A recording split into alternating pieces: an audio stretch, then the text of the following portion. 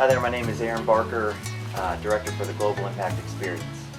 The Global Impact Experience uses experiential learning simulations to provide a brand new way to engage in global communities by offering an experience that is local, safe, and affordable. Hi, my name is Pete West. I'm Director of Self-Sustaining Enterprises, and I'm here at the African Village. The intent with the African Village is to help bring the third world experience here to the U.S.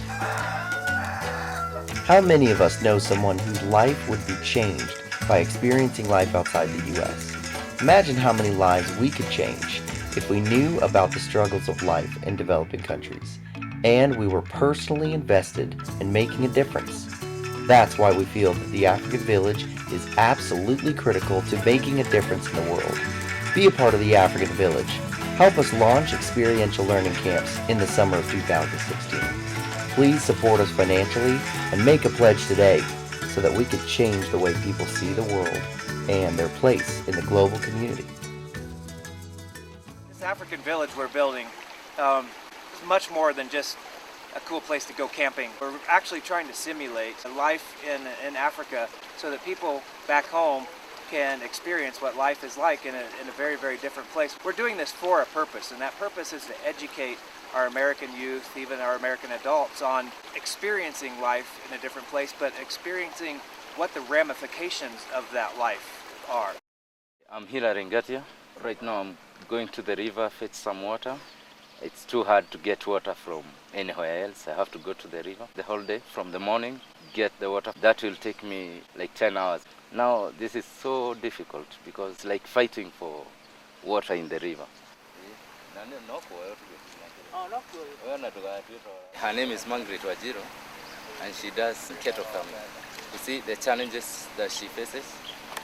This river often goes off, no water. More challenges. Rain is not something you can approximate when it comes, so you just do guesswork. You plant, but you wait for the rain, if it comes or not.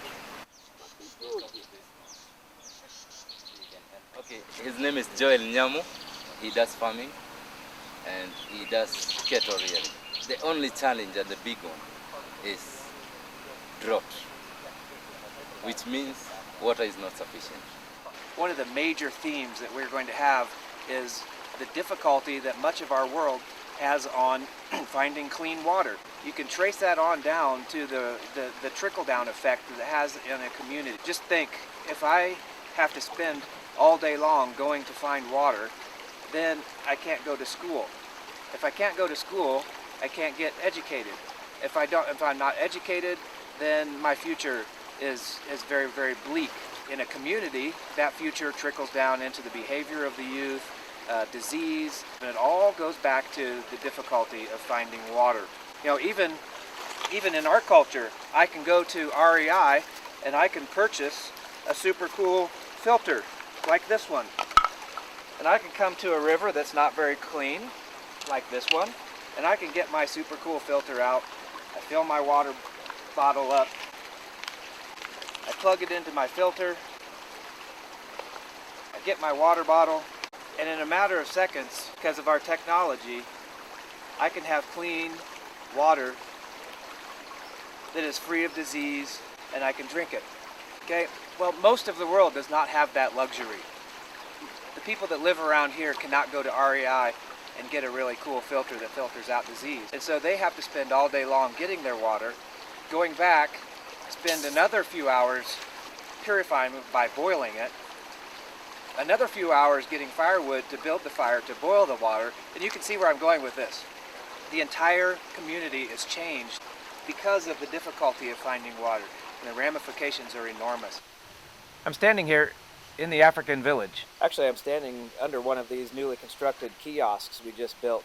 In Swahili, you would call them a duka, which is actually a marketplace. It's a very common sight all over Africa, people buying and selling wares across or along the street.